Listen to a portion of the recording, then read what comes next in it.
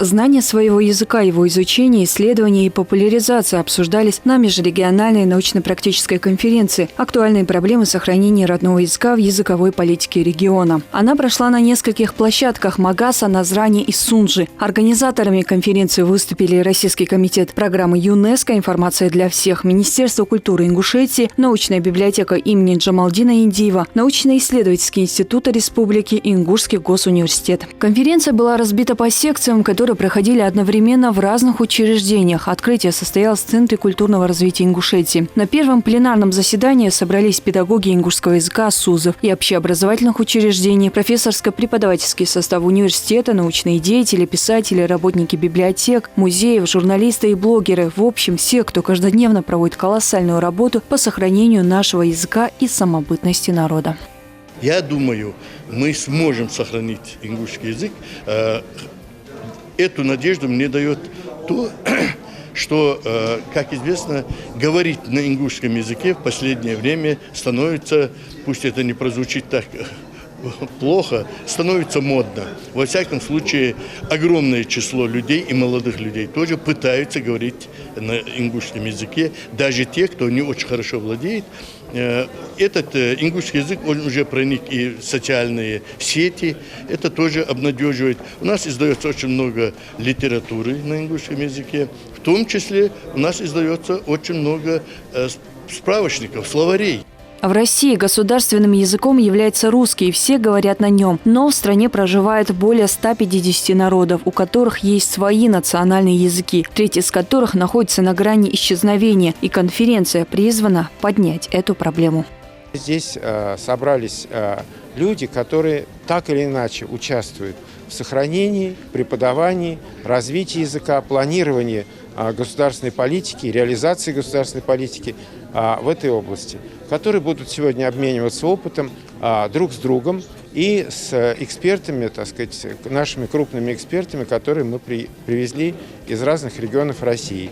Людей, которые занимаются в ООН проблематикой сохранения коренных народов, на уровне Российской Федерации вопросами преподавания родных языков. Мне очень легко анализировать состояние ингушского языка, потому что по моей должности я 30 лет занимаюсь языковой образовательной политикой. И могу уже сравнивать состояние языков в каждых субъектах Российской Федерации. И здесь я могу сказать, что Ингушетия имеют самые лучшие результаты по сохранению и состоянию ингушского языка.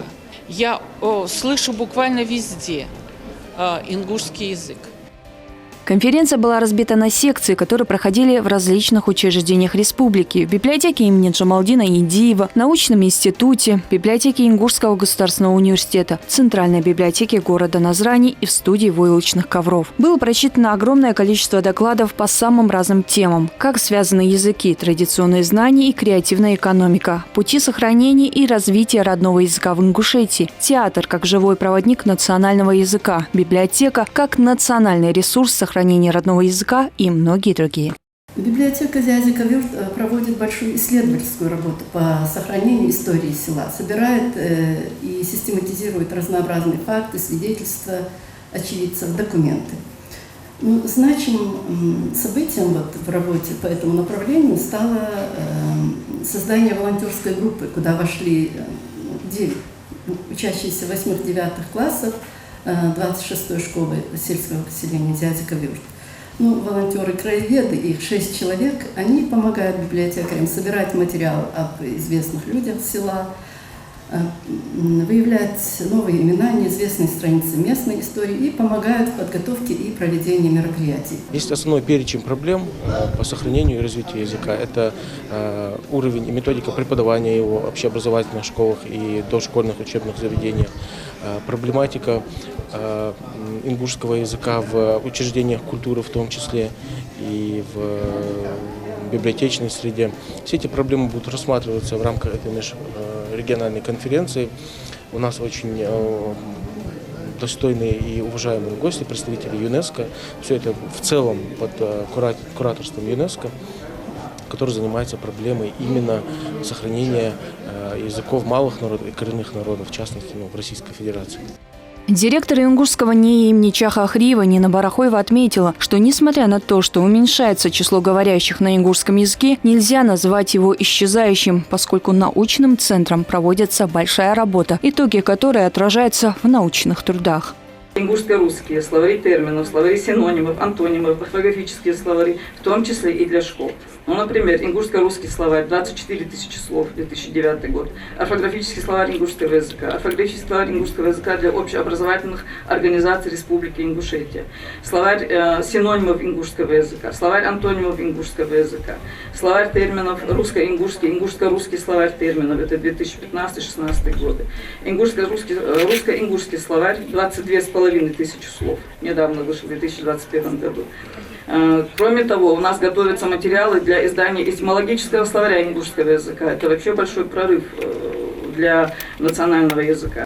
Программа конференции была очень насыщенная. Кроме пленарных заседаний, круглых столов и секций, участники и гости могли познакомиться с культурной частью, обычаями и традициями народа на выставках. 10 век.